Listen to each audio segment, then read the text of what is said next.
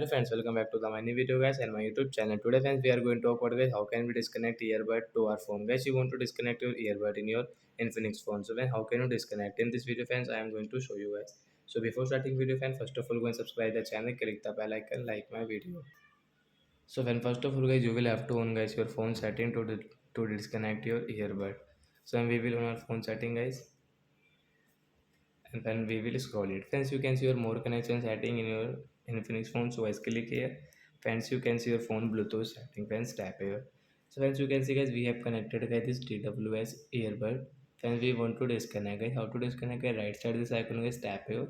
Guys, click on your phone disconnect setting. You can see guys disconnect and forget option disconnect. So as your earbud will disconnect guys, you want to connect, you will have to only click, it will connect automatic. So like that guys, you can connect your earbud disconnect. So friends, you can disconnect your earbud like that. So that's it guys, thanks for watching the video. Bye friends.